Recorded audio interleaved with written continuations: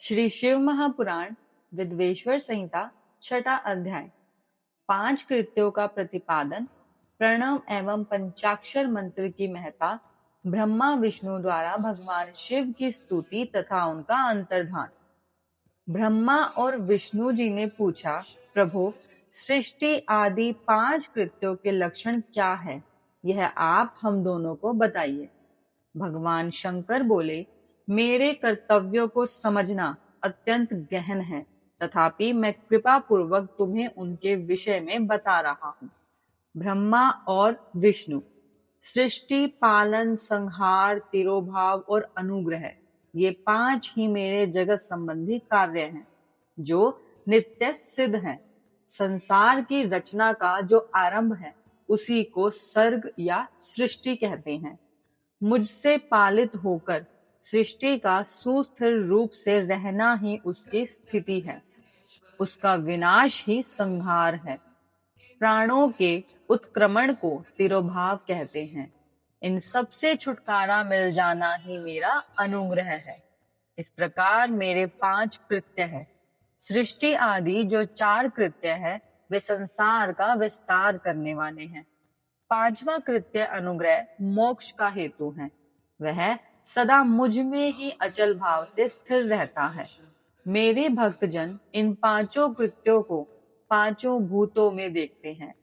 सृष्टि भूतल में, स्थिति जल में, संहार अग्नि में, तिरोभाव वायु में और अनुग्रह आकाश में स्थित है। पृथ्वी से सबकी सृष्टि होती है, जल से सबकी वृद्धि एवं जीवित रक्षा होती है, आग सबको जला देती है, वायु सबको एक स्थान से दूसरे स्थान पर ले जाती है और आकाश सबको अनुग्रहित करता है। विद्वान पुरुषों को यह विषय इसी रूप में जानना चाहिए। इन 5 कृत्यों का भार वहन करने के लिए ही मेरे 5 मुख हैं। 4 दिशाओं में 4 मुख और इनके बीच में 5वां मुख है। पुत्रों, तुम दोनों ने तपस्या करके प्रसन्न हुए मुझ परमेश्वर से सृष्टि और स्थिति 2 कृत्य प्राप्त किए हैं। ये दोनों तुम्हें बहुत प्रिय हैं। इसी प्रकार मेरे विभूति स्वरूप रुद्र और महेश्वर में 2 अन्य उत्तम कृत्य संहार और तिरोभाव मुझसे प्राप्त किए हैं, परंतु अनुग्रह नामक कृत्य दूसरा कोई नहीं पा सकता। रुद्र और महेश्वर अपने कर्म को भूले नहीं है, इसीलिए मैंने उनके लिए अपनी समानता प्रदान की है। वे रूप, वेश, कृत्य, वाहन, आसन और आयुध आदि में मेरे समान ही है। मैंने पूर्व काल में अपने स्वरूप भूत मंत्र का उपदेश किया है, जो ओंकार के रूप में प्रसिद्ध है। वह मंगलकारी मंत्र है। सबसे पहले मेरे मुख से ओंकार प्रकट हुआ, जो मेरे स्वरूप का बोध कराने वाला है। ओंकार वाचक है और मैं वाच्य हूँ। यह मंत्र मेरा स्वरूप ही है। प्रतिदिन ओंकार का निरंतर स्मरण करने से मेरा ही सदा स्मरण होता है। मेरे उत्तरवर्ती मुख से अकार, पश्चिमवर्ती मुख से उकार, दक्षिण मुख से मकार का, पूर्ववर्ती मुख से विंदु का तथा मध्यवर्ती मुख से नाद का प्राकट्य हुआ। इस प्रकार 5 अवयवों से युक्त ओंकार का विस्तार हुआ है। इन सभी अवयवों से एकीभूत होकर वह प्रणव ओम नामक एक अक्षर हो गया। यह नाम रूपात्मक सारा जगत तथा वेद उत्पन्न स्त्री पुरुष वर्ग रूप दोनों कुल इस प्रणव मंत्र से व्याप्त हैं। यह मंत्र शिव और शक्ति दोनों का बोधक है। इसी से पंचाक्षर मंत्र की उत्पत्ति हुई है, जो मेरे सकल रूप का बोधक है। वह अकार आदि कर्म से और मकार आदि कर्म से कर्मशः प्रकाश में आया है।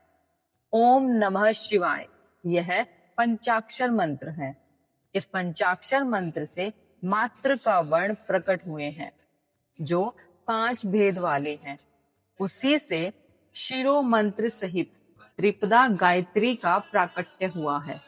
उस गायत्री से संपूर्ण वेद प्रकट हुए हैं और उन वेदों से करोड़ों मंत्र निकलते हैं।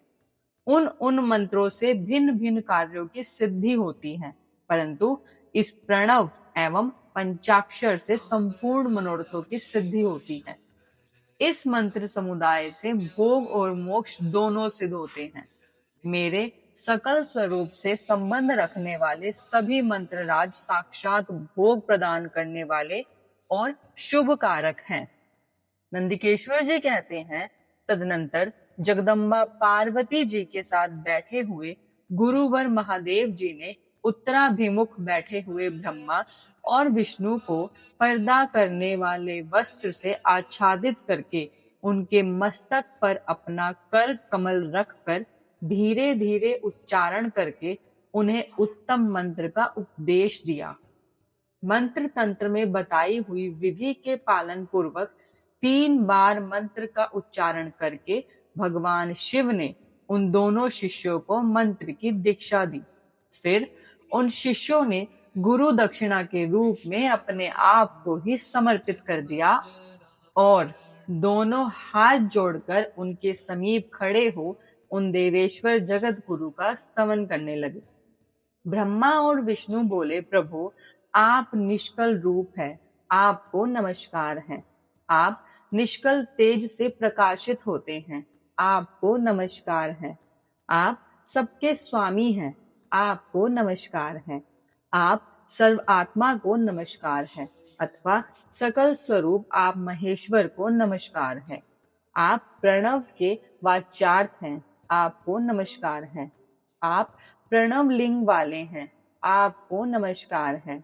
सृष्टि पालन संहार तिरोभाव और अनुग्रह करने वाले आपको नमस्कार है। आपके 5 मुख हैं, आप परमेश्वर को नमस्कार है। पंच ब्रह्म स्वरूप 5 कृत्य वाले आपको नमस्कार है।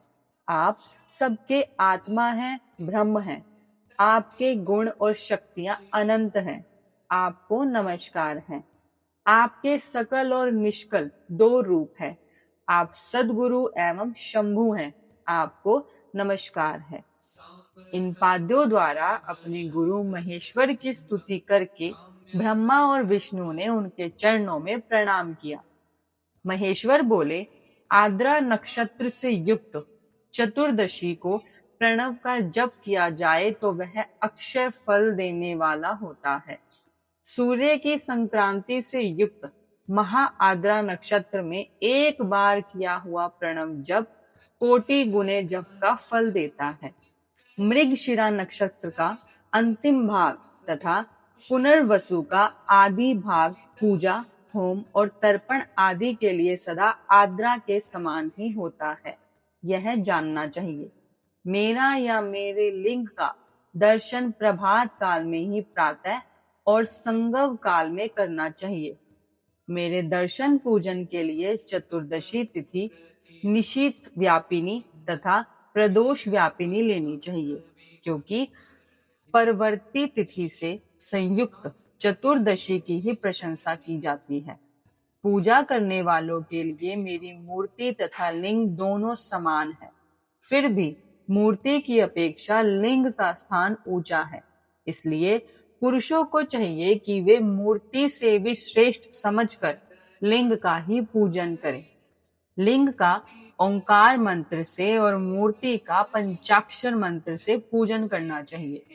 शिवलिंग की स्वयं ही स्थापना करके अथवा दूसरों से भी स्थापना करवाकर उत्तम द्रव्यमय उपचारों से पूजा करनी चाहिए। इससे मेरा पद सुलभ हो जाता है। इस प्रकार उन दोनों शिष्यों को उपदेश देकर भगवान शिव वहीं अंतर्ध्यान हो गए। आज का अध्याय यहीं समाप्त होता है।